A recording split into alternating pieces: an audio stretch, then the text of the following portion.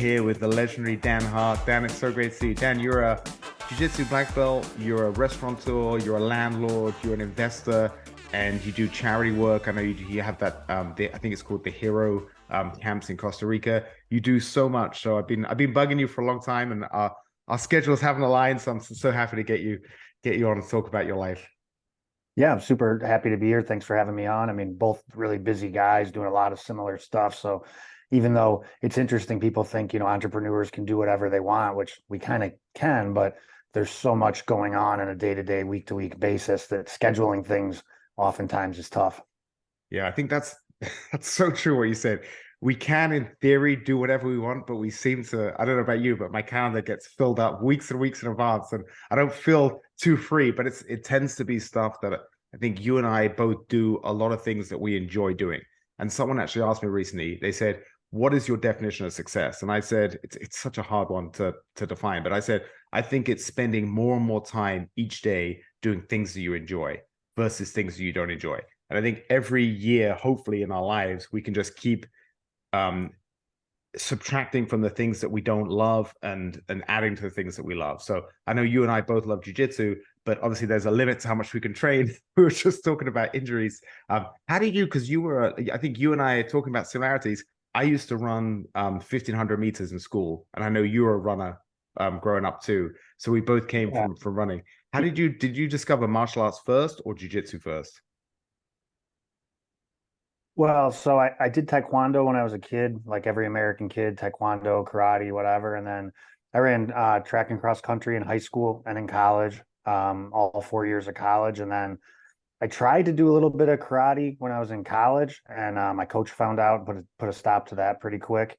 And then I didn't start jujitsu till I was in my 30s for sure, early 30s. I started, and and I ran the 1500 too, but like a lot of things, I just kind of got obsessed with it. It was something that I felt once I started doing it, I couldn't imagine how I didn't do it, before. And I think, just like you, I dabbled in MMA a little bit. I only fought as an amateur. I just had 3 amateur fights, but um, I train jujitsu 7 days a week unless I'm injured or traveling or something. It doesn't always work out, but I can't really at this point imagine my life without jujitsu. That's so wild. See, I'm a 4 days a week kind of guy with jiu-jitsu, and I do other things too. So I'm always so impressed. I remember one thing that really impressed me about you, Dan, is when you were talking about your goals. I think it was a few years ago, your goals for jiu-jitsu, and it was you specified it in how many hours you want to train. I think it was hours a month. And it was a lot. I remember thinking, Jesus, that's a lot of mat time. But that was such a good way to quantify it because all the other things like winning a competition, you can't control who your opponents are. I just really love the way you focused on something that you could have complete control over. And then I was so impressed with your numbers. So you're doing something right to be on the mats that much. Well, I mean, I intentionally built my gym 2 blocks from my house so I can walk there. My office is across the street from my gym. So I've tried to, compartmentalize my life into geographically really close locations. I mean, I barely drive, so that helps. And in terms of the hours thing, I think, a lot for my students too. I don't track it anymore. I did for 6 years. I think I tracked my hours. So I counted teaching time, rolling time, everything, and I would track it, no gi, whatever. And I think a lot of it was so that I could, really break down how much of different things I was training. But then for my students also at that point, everybody's got things that come up. It's just what's a priority for you. I mean, if I'm training 60 hours a week and I've got, 10 or 15 corporations and, all these other things, I'm married, I've got stepkids. So, a lot of times people will say, and I'm sure you've heard it too, when, you've taught, well, I don't have time to train or I can't do it, presenting them with those numbers. If I can train 60 hours a month, certainly you can get in here 10 hours a month. Mm. Yeah, you're a great role model for your students because you are juggling so much and you're still prioritizing it. How do you, so your journey is a little bit different in the sense that who was your first instructor? Because I know now you're under Henry Akins, who's one of the Hickson's, I think he was Hickson's second American black belt. Sure. And he was a third, and he was running Hickson's Academy. And for people that are listening that aren't too familiar with Jiu-Jitsu, Hickson Gracie is one of the all-time legends in Jiu-Jitsu. So you have an awesome lineage. How did you get connected with him, and who was your first instructor? So I started training with Mike Budnick at Triton MMA. I think somewhere around 2011, I think is when that was, fall of 2011, maybe. Had gone through a breakup, was wanting to do something. I was fat, out of shape, like 235, 240 pounds. And I just kind of wandered in and was like, yeah, I want to be a fighter, middle-aged guy, out of shape, fat. Mike's like, all right, yeah, sign up for your free week. And I ended up just at that time, Mike had 9 a.m., noon, and 6 p.m. class several days a week. So I just started doing all of them and training like crazy. And then by the time I was a purple belt, Mike moved down to Florida and got kind of out of the gym business. And well, I guess in a different way, a gym business. He builds like giant, like crunch gyms all over the country, travels, does all this stuff. I had met Henry at a tournament, and then I saw online he was doing a camp down in Costa Rica. So that's how that started. And I went down, did a week camp with him, and was just kind of like, wow, this stuff is pretty rad. And then Henry and I actually went through an emotional intelligence program out in Vegas that's like 100-day program. It's only on certain weekends you're actually out there, but that's how we really became close friends, was going through that program. And our mutual friend Scott Nelson, who owns Lucky Gee and owns a Cellular Performance Institute where I go down to get stem cells and stuff. He's the one that signed us up for that. So I just kind of ended up training with Henry a ton. I, do all his camps, started bringing him out for seminars. And at that time, he was out in LA. He was an owner of a school called Dynamics, which is still there. And now he lives in Vegas. And I also have a place in Vegas. So I'm able to get out to see him and train a lot more. Oh, that's awesome. But when you're in, because you said you just competed in the Chicago Open a couple of weeks ago, when you're here, so many people struggle being an instructor and competing and being an athlete as well. You've been kind of, when he's not around, you're the mentor for everybody, but you're also trying to train yourself. And you and I did the Nogi Worlds last year, so it was really cool to see you there. Is that a hard thing to juggle, or is it something you just take in your stride, and while you're there, you're helping people and you're also working on things yourself? Yeah. Yeah, no, I mean, I definitely think it's tough, but it just kind of is what it is. I mean, I'm not in a position where I want to move to Vegas. And even if I wanted to, Henry doesn't have a school right now. So it would be just training with him, though. I mean, I do have good relationships out there. I train at Drysdale's school, or I'll train at 10th Planet, which both those schools are super cool. But yeah, I mean, it's something Henry and I talk about. I mean, I don't really have eyes on me, to correct things or see things. So I kind of have to create my own trainings. But I mean, you look at a lot of people, a lot of guys that have been very successful, far better, than I'll ever be. I mean, even Hickson himself, he's training with his white, blue, purple belts way back in the day. And, many people consider him to be the greatest of all time. So I think it's just really about creating, trainings, putting yourself in really bad spots and working out, working from a deficit, figuring out kind of, even if we're not positionally training, I'll create positional trainings in my mind. Okay, I'm going to get to this position. I'm going to execute this and then do this and then let them reset. One of the things is we usually train with 5-minute rounds because most of my competitors are masters competitors. Sometimes we'll do up to 10-minute rounds, but generally speaking, I'll kind of catch and release. I don't, unless I'm really getting ready for something, it's kind of a waste of time, I think, to submit somebody, totally reset the position, slap hands, standing or knees, whatever you're doing, and reset. So, catch something, back up, and then just kind of keep going. I think that is able to, for cardio too, I think it's really good not to have any break. I couldn't agree more. A lot of time when I'm training, like if I'm really trying to work a guard pass, I'll get to the pass, I'll let him recompose. I want to be straight trying to pass again. And it's a much better cardio workout. And actually, Dan, what you said, so Rafael Lovato Jr., I know he's been kind of by himself in he has his mentors in, I think they're in California. Before they were in Brazil, the Shanji and Charlie Ribeiro, but he's been doing his own thing. And he's one of the best in the world. And I remember George St. Pierre saying before his fights, he'd always train with real tough guys, but then a few weeks before his fights, he'd go to his jiu-jitsu school and he'd roll with a bunch of blue belts. And he wanted to have resistance, but he wanted to practice all his finishes. Because if you're always rolling with absolute monsters, you're not getting to really to practice those finishes. So there's two schools of thought, right? Some people just think always train as hard as you can with the toughest people. But I feel like if I did that now at my age, I'm going to be constantly injured and then I'm not getting anywhere. So it's a real fine line there. Well, I think it goes back to too, we were both formerly runners. If you're racing in practice all the time, you're not going to be able to actually race well. You've got to do your intervals and do your things at 70, 80%. And then when it's race day, we go out and perform. That's such a good analogy. Yeah, that's absolutely awesome. So, Dan, one thing I love about you is I always look at you as you're a jiu-jitsu black belt, but you're an entrepreneur black belt too. You're a black belt in business. But I know before you got to where you are today, you were kind of working in restaurants and bars. How did you make that jump between being an employee to being an owner? Because I feel like so many people when they're employees, they find it so hard to get out of that. And you obviously did. You seem like you've had an amazing trajectory. And I know it took time. I've heard you talking to other people about it was a grind. You didn't just get there overnight. But why do you think you managed to make that jump and so many other people can't? Well, I mean, I think it depends. I think luck always plays a factor. I think a lot of things, went my way that maybe didn't go other people's way. I think I've always been of an entrepreneurial business type mind. I've always had the idea of, I want to make money without physically working at that time. And I want to find ways to make my money make me money so that my money's working and I'm not.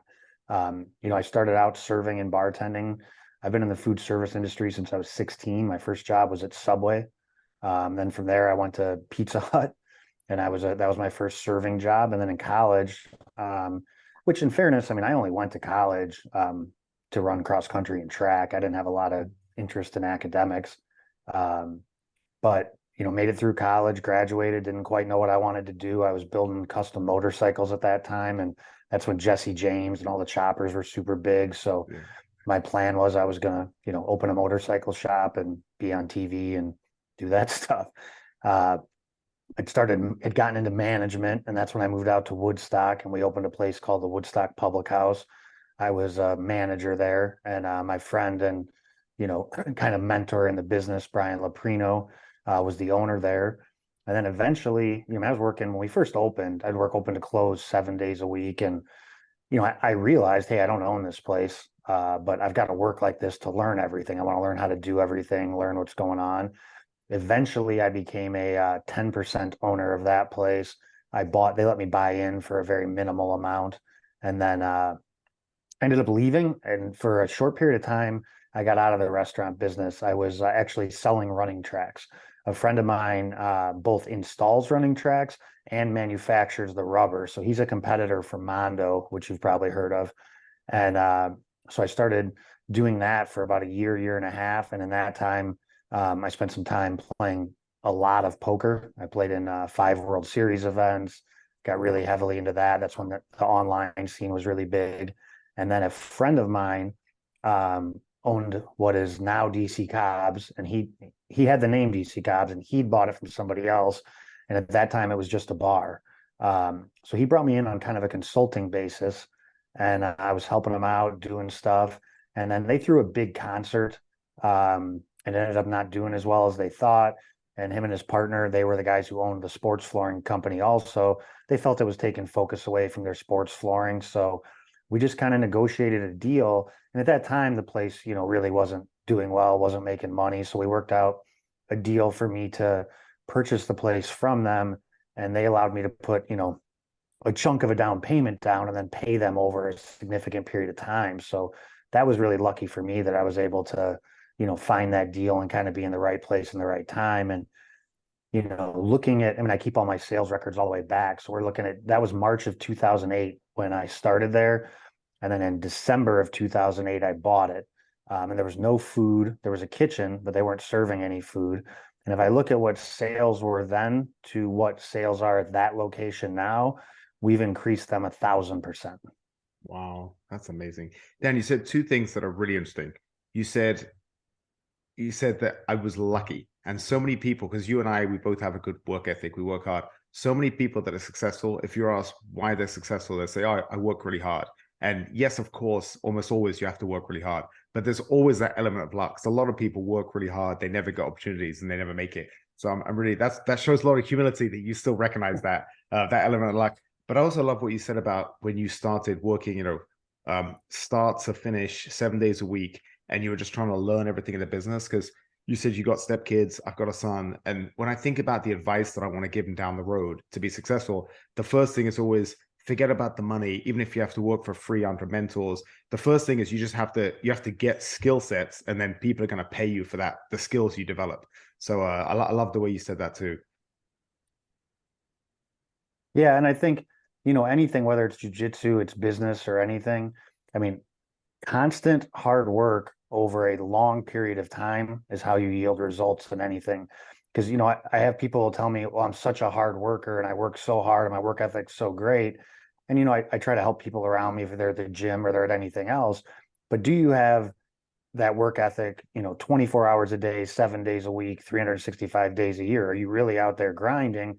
And then if you are, what are you doing with your money? Are you, you know, at the Mm, bar drinking every night, giving it back, or are you investing in something? Are you, you know, spending that money to get another talent, to get, you know, another skill set that can help make you money? I mean, one of the stories I always tell, you might have seen it on my Facebook before, but after I didn't know how to cook well. I knew how to do very basic stuff, run a fryer, you know, write simple recipes. But we had a situation at my first store where we kind of had a coup in the kitchen, and these guys kind of were going to tell me how everything was going to go because we were going to fire a guy.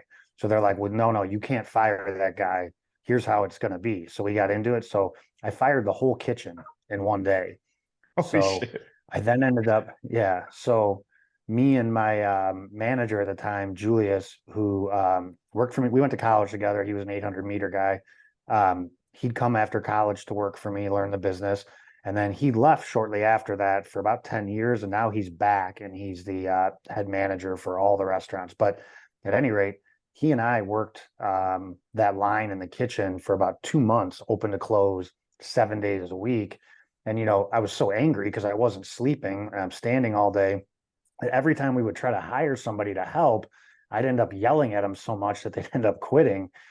And it was a really, you know, at the time, it was like the worst time of my life. But looking Ugh. back, you know, I learned so much then. And then trying to learn how to like really understand. I didn't learn about emotional intelligence till much later than that. But trying to introspectively look and realize, hey, if I don't start, you know, treating these people better that are coming in, just be my problems aren't theirs. They don't care that I haven't slept. They don't care that, you know, I'm the owner and I'm here open to close 18-hour days, whatever. You know, I've really got to find a way to, you know, channel that back in and not make that about them and start building a team.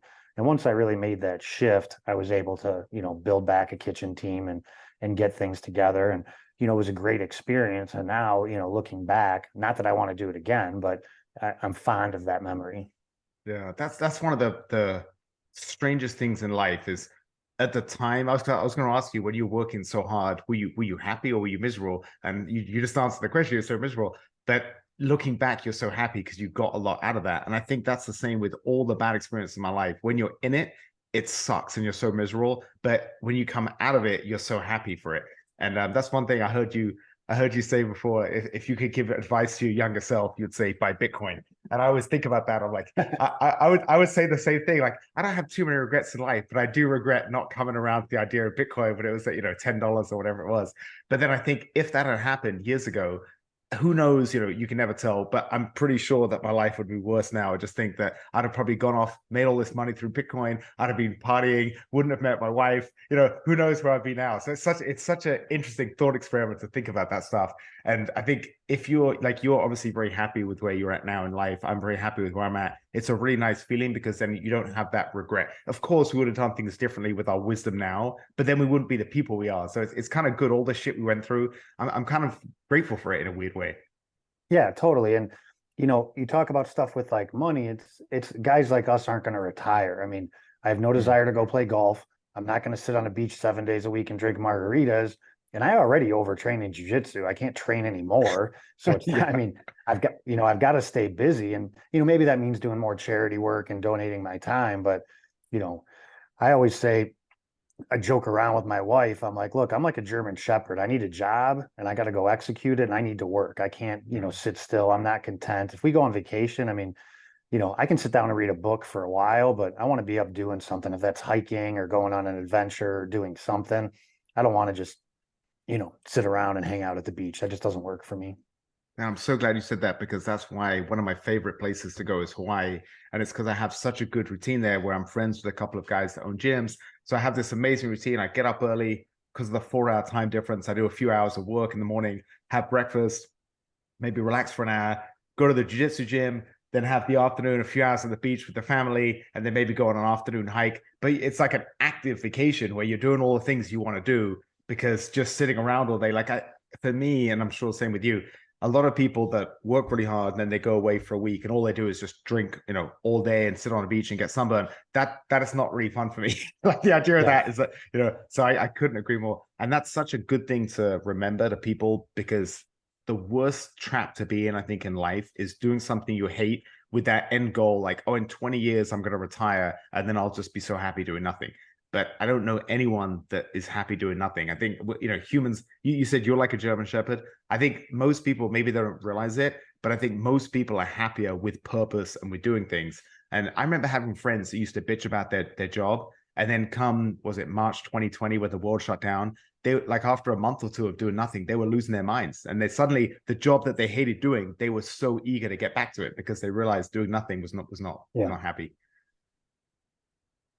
That's actually Yeah. I mean, I Dan. think you, Oh, sorry to interrupt. No, what's Dan, that? I I'm was going to sorry, you say, cut out. Dan, that's one thing with you is I didn't see you bitch much. Like, I was very angry and I was affected when the world shut down. And I thought pretty early on, you could see that, it was an overreaction.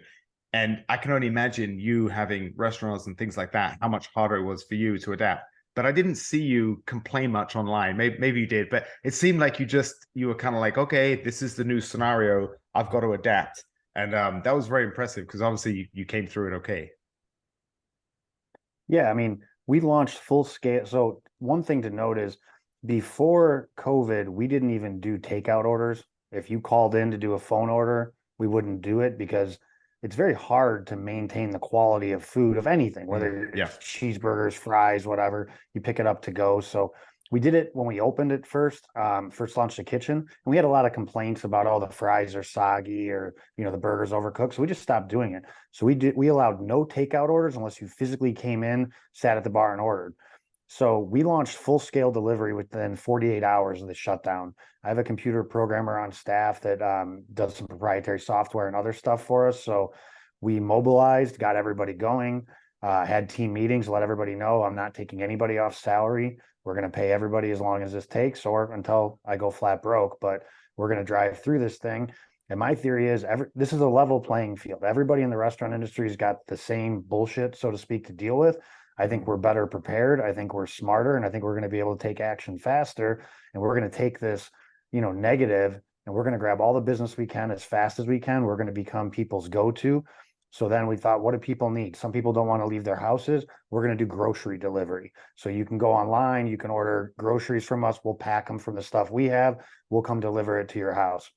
And then we thought, well, not everybody wants to eat out every night or can afford to. So let's start doing take and bake meal packs. So we started doing meals that'll feed a family of 4 to 6, really for sure 6, maybe 8. It was a lot of food, but it would be an entire meal that was partially cooked or already put together. So like we put together a lasagna, garlic bread, salads, whatever, and then we deliver it to you cold with oven instructions. So you could just go ahead and bake it, do whatever. And then for every holiday, we did the same. Hey, people don't want to go out, be in grocery stores, do whatever. So for Easter, we put together a whole Easter dinner, and then we'd have options where you could add on mimosas or mixed cocktails or whatever, and just really did what we could to, maximize our stance there. And, obviously with takeout only, sales dropped, but we were able to obviously stay in business and do all those things. And of course, like other people, we got PPP grants and things like that. But, it was a negative, and it changed the way business was done. It changed a lot of things, but there's positive stuff that came out of it. We now still offer takeout food 7 days a week. So that's a revenue center we didn't have. We still do for major holidays the take and bake meals, which people like. And, a lot of our staff is still with us from them, especially on the management side, because, they recognized we committed to making sure they were still employed. As an owner, I stopped taking a salary during that time to make sure that staff got paid, because nobody knew that, government stuff was going to come out and we're going to get PPP and stuff. So we just wanted to make sure, we could pay our employees. And we've always been conservative, financially. So we have savings and things like that within each of the companies to make sure that, if something happens, we can deal with it. So impressive. And it's so smart of you to be conservative. That's one of my biggest failures is that I'm always trying to like maximize investments and opportunities. And I never think, oh, business could slow down. There could be it's just some event where I don't make money for 3 months. So I've been that's one of my biggest faults the last few years. I'm always overextended. So when you were first like when you going back to when you first said they offered you that 10% stake, when you were working really hard just as an employee, were you always smart with your money? Were you conservative back then No, too? Were you? horrible. Oh, you okay. So whatever No, you made, you just no, spent. horrible. Yeah, I mean, I went through my early 20s. I think, once I left the restaurant business and tried to get in the track business, I mean, you work in a sales commission capacity. That's what the track business was. So I didn't have a steady salary coming in, and I was making, a lot of money when I was managing that restaurant because I was still bartending all the time and making tips, and I had a salary. So I kept my lifestyle the same, except I was available all the time because previously I was working 60 hours a week. So now I'm working just when I want doing sales stuff, and I was spending money the same or more. I mean, I think I got up at one point to like $40,000 in credit card debt when I was in my mid 20s. And Jesus. yeah, it was bad. Um, I was behind on my mortgage, behind on my car payments. I had to sell the car I had at the time. And then I stopped spending money at all. I went from spending money like a complete asshole to I'm not spending anything. I'm like eating ramen noodles and not going out, not doing anything. And then, I was able to sell a single track that I'd been working on, and it had a nice commission payment on it, which is delayed, but I got paid for that. And then I was able to get my debt paid off or, reasonably paid off. And then since then, I've never paid interest on a credit card. That's amazing. Yeah. One thing, Dan, I remember us messaging back in the day, back a few months ago, we were talking about some bad decisions we made. I can't remember. And I think, did we both have money on Celsius?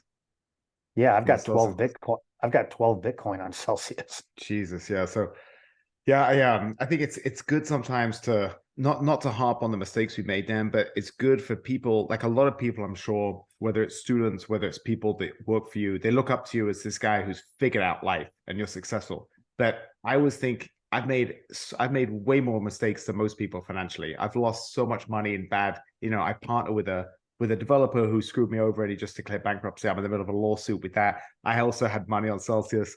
I remember in 2012 to 2014, I think, when the S&P was starting this crazy like 10-year run. I was trading more back then. And every time it would have a pullback, I would try and short it. And then it would just make new highs. And I did it like 5 times in a row. And I'm like, I'm the only idiot. Everyone else in the world just buys stocks and makes money. And I'm trying to be smarter than them. And I keep losing money. It's like, so what Yeah, do you well, think? Well, with Celsius, so I Dan, do you think think? like,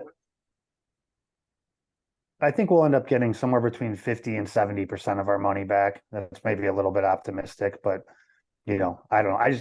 My fear is I hope they don't try to cash us out and pay us back in USD because that creates Yes. some capital gain situations if they do that I really don't want. But, it's an interesting thing because, we both got into crypto and Bitcoin, which, I think we were both a little early on for most people, and I've done very well on it. But then, you see these in looking back are really unrealistic returns that they're paying us in interest. And we're like, yeah, we're going to put money in there because we're getting this free money. And, Hmm. I think that's a good lesson in greed kind of, hey, I'm just going to maximize this so much that I'm going to let them hold on to my coins. And, you know, I hope that however much this mistake costs me, it keeps me from making a mistake with more zeros on the Hmm. end of it. That's how I always try to look at it. If I make a $10 mistake, I hope it, saves me from making $1,000 mistake. Right, that's very true. But what is has your thought on Bitcoin changed, or are you still? Because I'm as pro Bitcoin as ever, but I got a bit more like the original Bitcoiners were all about self custody and not trusting these third parties, and that's kind of what we did with Celsius. Like just say you got an email tomorrow, you get 70% of your Bitcoin back. Here it is, Dan. What do you have plans of like where you're gonna hold it, what you're gonna do if that Cold happens? cold storage. Cold storage. Okay, yeah, me too. Cold storage offline. I mean, I started buying Bitcoin when it was at like $800, and I've been buying $500 a week ever since. And I've cashed out. I had one of my restaurants. I've never taken out any loans to build any of my stores. I've always self-financed them. So I had a store go like way over budget, take way too long. I'm paying rent and I'm out of TI money and everything. So I did have I had to sell at a really low point in Bitcoin, like 4 coins. I want to say I sold them. I'd have to look. Don't quote me. I think I sold them at like 12 or 15K just because I needed the liquidity, to finish this project. And it is what it is. Were they worth a lot more now? Yeah. Do I wish I had them? Yeah. But when I finish a restaurant, then day in, day out, I'm making money. So it was the right decision. Exactly. And then now, like moving forward, say if you have a good, say, 6 months, do you know, like, do you have a plan? Like, okay, like you said, I was putting $500 in Bitcoin every month. Do you have a plan? Like, I'm going to invest in the stock market, or do you just, when you have extra money, you see what opportunities are around? No, so currently what I do is I invest weekly. So I have probably 6 different things I invest in. The Vanguard index fund. I have a amount that I put in that every single week, and I don't even pay attention to it. Just let it sit out there, and then I have a couple other accounts that I invest in automatically, and then I have a weekly amount that goes in that I kind of trade and play with. But I've got too much gamble in me Yeah. sometimes for some of that stuff. I mean, I've gone pretty heavy into a couple things. I mean, there's a stock, Novavax. It's a non-mRNA vaccine that they made for COVID. And my thought was people that were against mRNA may take this because it's traditional. And I think, I bought a significant amount of it, and now it's worth a pennies. Oh, gotcha. And it's not done well. So, left to my own device, I'm more likely to be more active trading. I mean, it's like even in like I bet on UFC sometimes, and I'm knowledgeable on that, but I'm always trying to bet like some outrageous thing that's like 20 to 1 because that's fun to me, Yeah. Like I'll have six bets, but like, I'm betting on Conor McGregor to win by submission. That's so interesting. So you and I are so similar in that way because I also have that gambling mentality because I think that's how you make a lot of money is you take a long shot that works. And that was kind of like the early days of investing in crypto when before it was a bit more, proven and had a bigger market cap. But in order to save yourself from that, you do these things where it's kind of you allocate a little bit for your gambling to not gambling, your more speculative investments, and then the rest you just make automated. That's so good. That's yeah, I've got to I've got to implement a bit more of that because otherwise, left to my own devices, I'm a little too I'm always looking for because also it keeps life exciting. But I do think one of the wealthiest people I know, he said most very wealthy people have you can look back and they've just made a couple of really good decisions and the payout was 100x or whatever it was, and so that's his approach too. But yeah, it's not as you get older, you want less volatility with your wealth and a bit more stability, and having those monthly, making it more automated seems like a much more stable approach. Well, I think when you're starting out and you don't have as much, you can take bigger swings because if you Mm, miss, you're kind of right back where you are. But now if you take a big swing, you're coming down. And then the other thing is, real estate out here, I'm in the northwest suburbs of Chicago. So, the cap rates on our rentals are just insane right now. The value of them, I don't think goes up a ton. But I probably have 12, somewhere between 12 and 15 rentals. But when I wow. look at, what I paid or even what they're worth compared to what we're getting for rentals out here, the rental income is just really, really strong. And I did a good job early on in a lot of my rentals of paying extra money and putting all the rental income towards them. So I've got a few properties that are paid off. So that money, coming in monthly and then reinvesting that and using, that stuff for down payments to get more places and gradually, getting those paid off to get to a point to create a, consistent income that's not, reliable on the hospitality industry necessarily. Where I've got rental money coming in no matter what, and that's, really secure. And then, our gym is small, but we're at 125, 130 members now. And we, negotiated a really nice rent years ago when we did it. We're looking for a new building, but even with a full-time gym manager, that's turning the corner into, being a profitable endeavor. And that was never what I set out to do. I just Yeah. wanted a place to train, close to my house. That's actually not that small, Dan. 130 students. That's pretty awesome for, for like you said, northwest suburbs of a city. It's not like you're downtown where I feel like it's a bit easier to get a big student Yeah. base. So that says a lot about you. How many of the classes do you teach yourself, and how many are you having other instructors teach? So I teach Monday through Friday at 6 p.m. And then I teach Tuesday, Wednesday, Thursday at 9 a.m.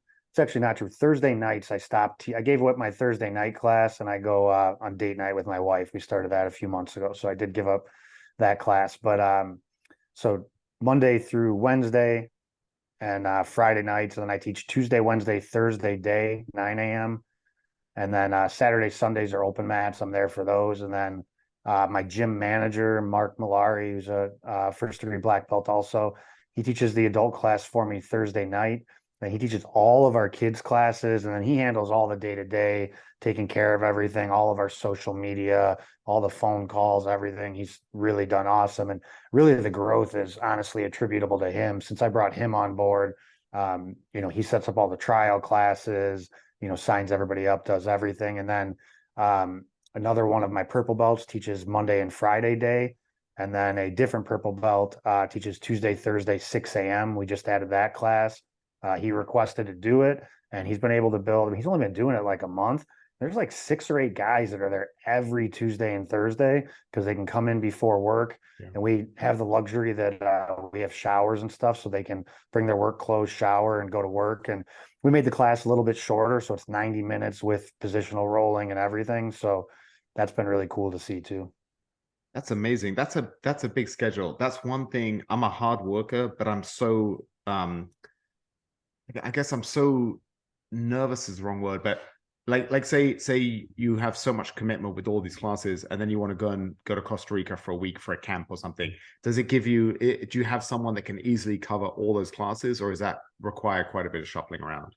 No, it doesn't at all. That's the beautiful thing with Mark being the full-time gym manager. So Mark used to work for the local hospital. He had a job. I don't fully understand it. It had to do with insurance benefits, explaining and whatever. So when we brought him on board full-time, he's at all the classes I teach, and he's my uki and helps teach, the students when we break. So if I'm not there, he just covers my classes. And as I travel a fair amount. So there's times where, like when before COVID, when we went to Thailand for Henry's camp, I'm gone for 2 weeks straight. So he'll cover all my classes. And then if he can't for some reason, he'll get someone to cover him. We have a few other black belts in the academy, and then, a handful of brown belts and purple belts that are more than qualified to teach.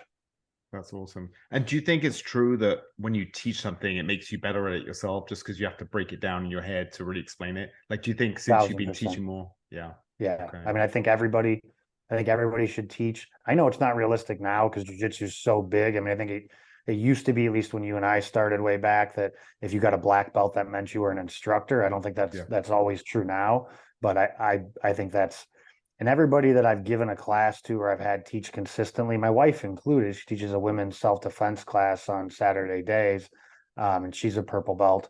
Uh, it makes you better. It gives you a deeper understanding. Makes you have to learn to teach in different ways because not everybody learns the same way. I mean, some people can watch me do something and then they can do it. Some people have to feel it. Some people need the verbal, aspect of it. And for me personally, I have to rep something a lot to really get it into my game. I can't just, grab stuff. I have, my friend Andy Stumpf, he can see a technique from Henry or me or whatever, and then I can watch him in his next roll and he can do it.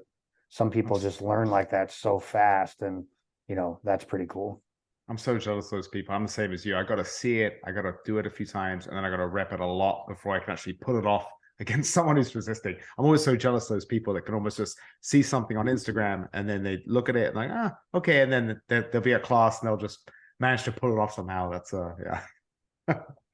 So screw those guys down there. One of the things I tell, yeah, one of the things I tell people too is, if is a white or blue belt, you haven't been doing something one way for 8 or 10 years. Sometimes, I'll be working with Henry and he'll show me something different. I've been doing it a different way for 12 years. Now I've got to try to take that and get rid of all that muscle memory and all the, internal memory of how I do it. Whereas if you've never done it, or if you've been doing it a different way for a little while, it's a lot easier to correct that. That's so true. So I did a seminar with Marcelo Montero. He's are you familiar with the Northwest Indiana guys like Braulio Corral? No, okay. I just I know moved who here he and is, though. oh, okay. So he had his instructor is Marcelo, and he did this amazing seminar last weekend. And I was partnered with this other black belt, and you should have seen us, Dan. Like 90% of us was stuff we were vaguely familiar with, and then there was a few things, and we just couldn't get it because just like what you said, we've been doing it a different way for years and years and years. And then you think black belt's going to pick stuff up, but it was way harder for us than with some of the newer students because you got to almost like Bruce Lee said, empty the cup first before you can fill up again. Yeah. And it was tough. So you talked about your body. You said you can't handle too much more training. You're really pushing it. You're really pushing the limits. And I know you had stem cells recently. I had stem cells recently. How long ago did you get yours? So the last time I did it was in January. I've done it 4 times, I think. So obviously I'm Oh a big wow. believer in it.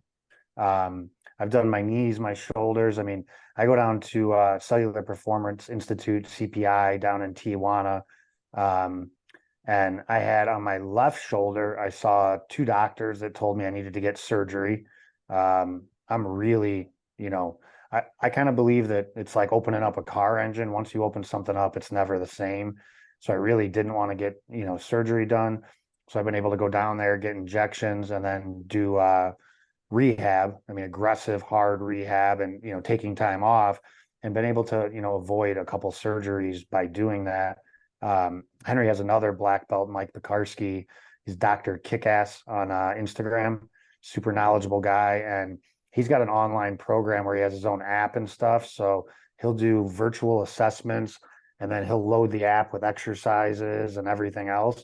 And so I recommend all my students to work with him because traditional rehab, you're dealing with someone that, of course, is a doctor of PT, but most of the people they're seeing are trying to get back to like walking down the street or Yeah. getting a beer out of the refrigerator, not fight another human for 4 hours a week or whatever. So I think the rehab aspect is really, really important. And I know you've done it too, and I'm interested to hear what your results were, but I'm fascinated by it. I know the cells that you and I both got are not available in the United States due to the FDA, but I tell anybody that'll listen, they should go down there. I know it's expensive. I know not everybody can afford it, but if you can, compared to traditional Western medicine, I think it's light years ahead.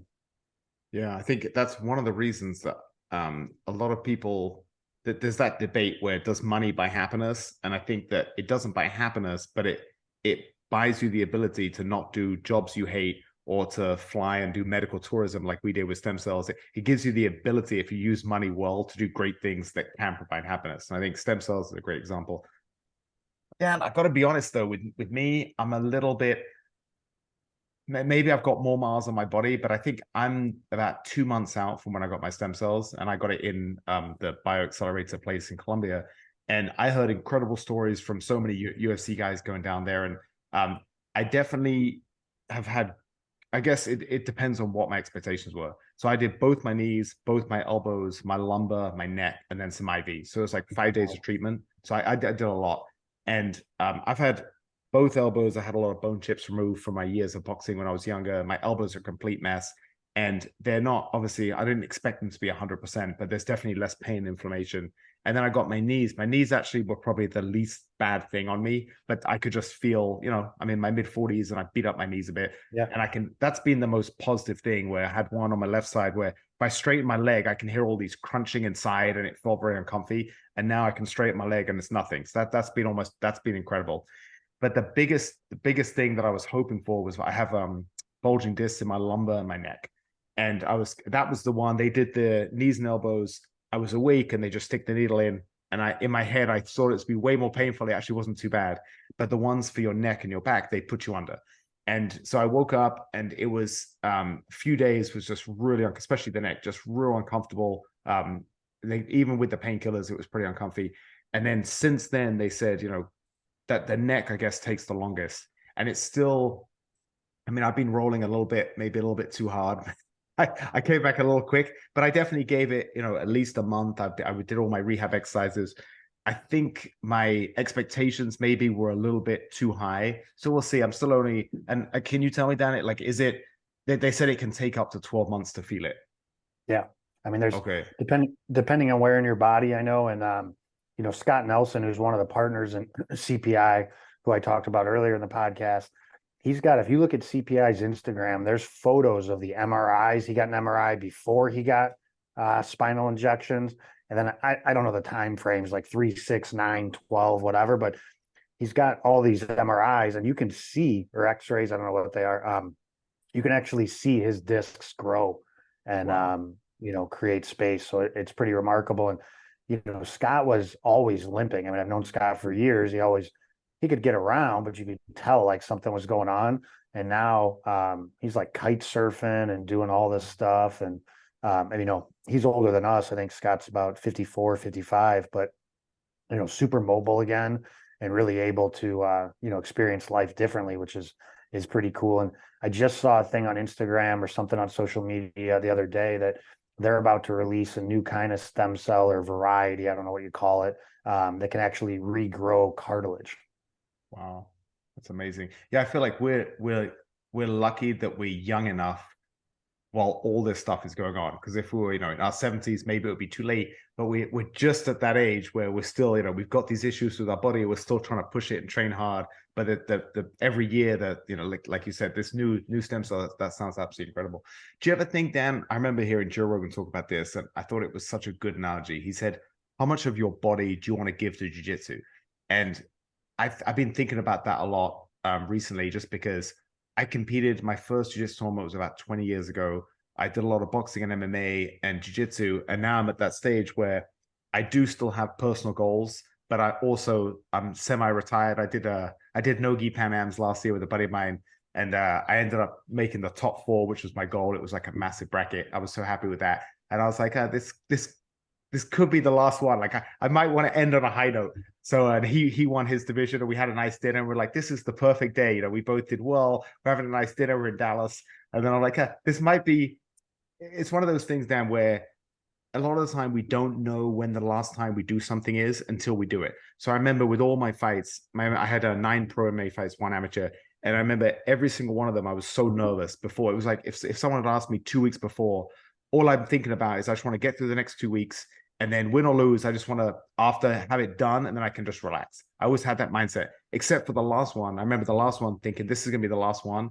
I'm going to enjoy it. And I enjoyed the whole process. I even enjoyed the walkout, the fight. That luckily I won, but it was one of those things where it was like, because I knew it was the last one, I enjoyed the process so much more. And I was so pissed at myself that I didn't have that same mindset with the other ones. And it was the same with this tournament. Like I felt like I really enjoyed the whole process.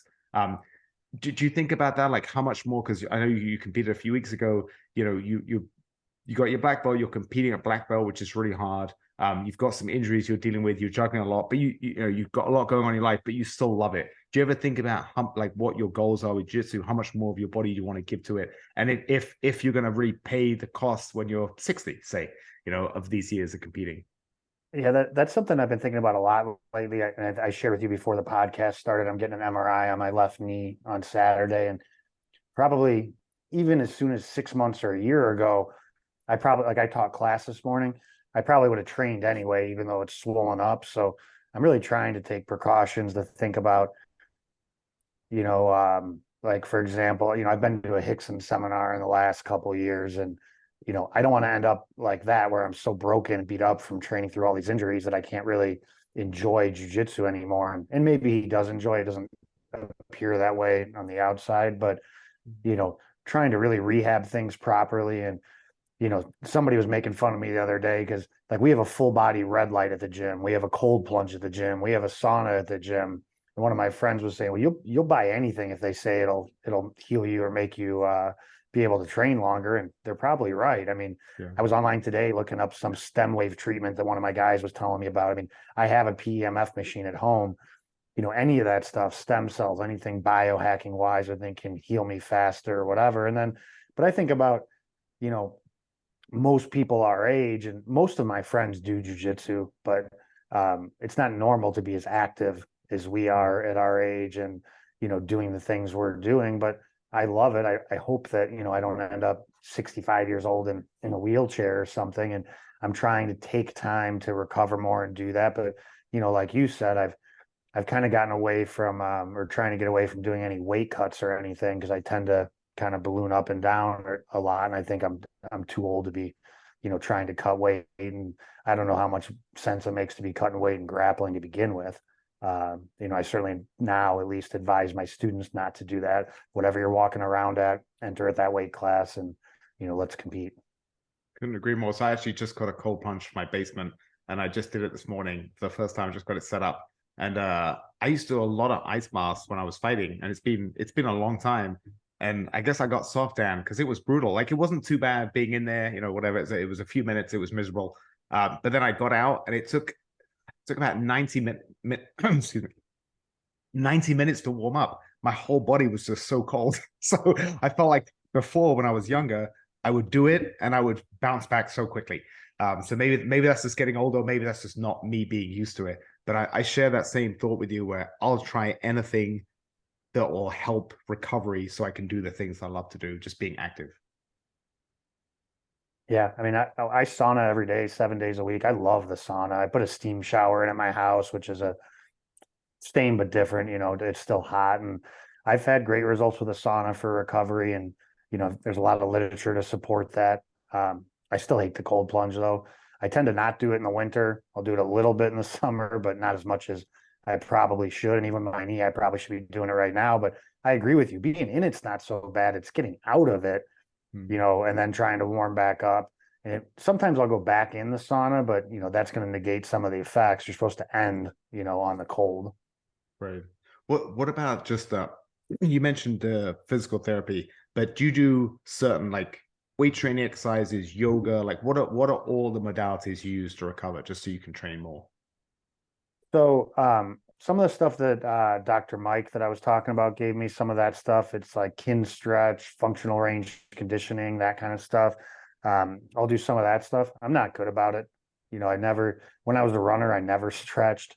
Um, Warming up's just never really been my thing. I run my classes a lot different than I think most people do. So we don't do warm ups. We do 2 by 3 minutes of flow roll, and then we do 2 by 3 minutes of back control where you're with the same person and then you switch. And then we do 2 by 3 minutes of mount, top and bottom. And then we do 2 by 3 minutes of takedowns. And those are all live. I mean, you're trying to finish, trying to do whatever, advance your position. Then I teach.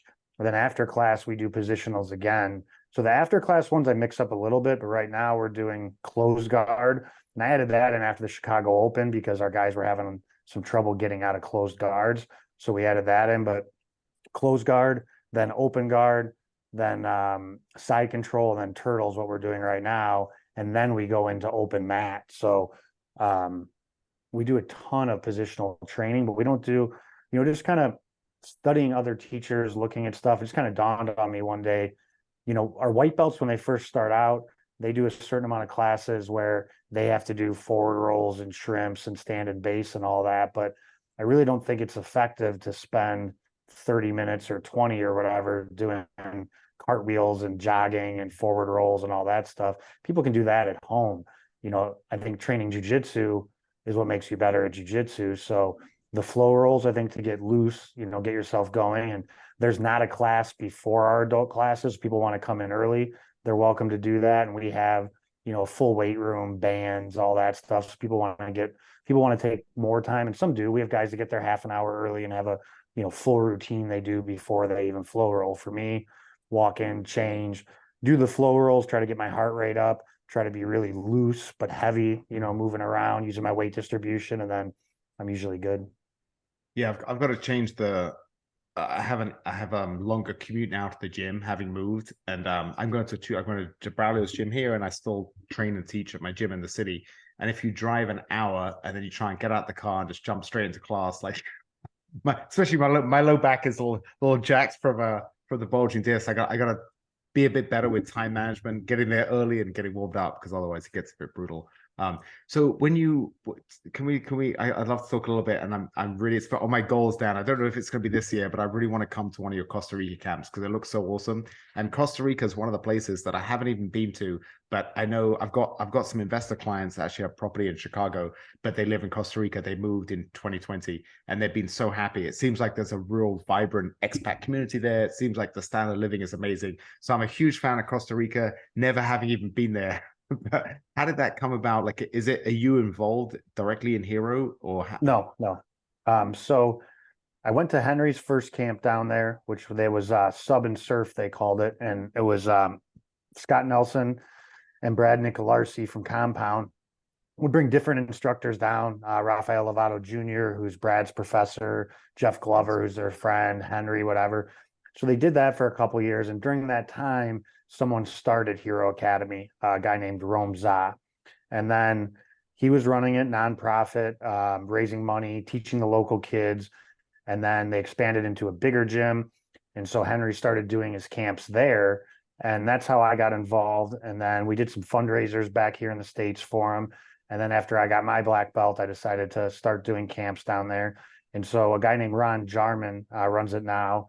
He's from Chicago, brown belt now. He's getting his black belt from Tom DeBlas in July. It's 100% charity. So they have buses that go pick up the kids from school, bring them to the academy, and then they get them home also, so that while their parents aren't home, they're at the gym getting stuff done. They take care of all their school supplies, backpacks, pencils, pens, all this stuff.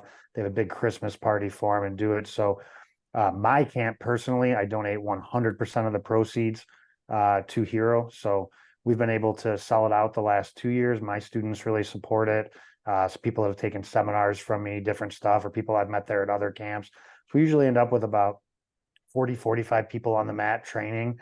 And we do, 2.5 hours of training and then rolling, or teaching and then rolling. We do a beautiful sunset thing that Ron sets up where he brings the mats up on a hill, and we're training up there and then watch the sunset go down. And it's such a beautiful area. It's such a good cause. So, you come down and Ron handles everything. You book your flight, and then from there, Ron handles the airport transportation, picking you up, your room where you're staying. He plans activities for the group, all kinds of stuff. And, if you follow the Hero page, I'm the smallest name that does a camp. All the big name guys are doing stuff down there. And, you can that's one of the cool things about jiu-jitsu, right? Like, I can't go train with Michael Jordan, for $800 for a week if I'm into basketball, but you can go train with Robert Drysdale or Sanji or whoever, and for just a minimal amount of money, go down in Paradise. And while their camps aren't 100% charity, but they're donating half of it. That's the deal. So you're helping out kids, you're hanging out in Paradise. And it's not inexpensive, but it's not like a typical crazy tourist destination. There's Airbnbs you can get down there that are super cheap. Or if you want to go rent a house on the beach for $10,000 a day, you can do that too. Yeah, that's so awesome. That program they have for the kids. Can you imagine if they had that in the US? Like, that would be amazing. Yeah. For these kids where the parents are working and they're just what do they call it? Latchkey kids that are just kind of out on the streets. Kids, yeah, it's like that. Well, I think that's a good example, though, of, there's so much red tape in the United States. If a private organization, even if it's a charity, says, okay, we're going to bust these kids and we're going to, do all this stuff, I think there's so much legal red tape and stuff that goes into that. I think it'd be hard to do. Yeah, couldn't agree more. Well, Dan, listen, I don't know when it's going to be. My life's been, the last 6 months, I've been moving and rehabbing this home. It's been complete chaos, but I really want to go. Well, for someone like me, where could I do it so I kind of incorporate a family vacation too, and yeah, so you kind of have a bit. They bring their wives or girlfriends, girlfriends, kids. Bunch of most of my gym is primarily middle-aged men and women. So we have tons of people that bring their whole families. And some people say, hey, on, Tuesday, I'm not going to train because my wife and kids and I are going to go on this, expedition over here. That's fine too. Nobody's required to train. It's not like, I've done a lot of camps through the years, and some camps you're training like 3 times a day and it's just jujitsu. And like, I've gone to camps where I'm like, I don't even know why they have this at like a destination. All we're doing is training, which I'm yeah, you don't good with. Yeah. But we try to kind of make sure there's a good mix of jujitsu and activities and different stuff. And, Tamarindo, where we do the camps, is a safe area.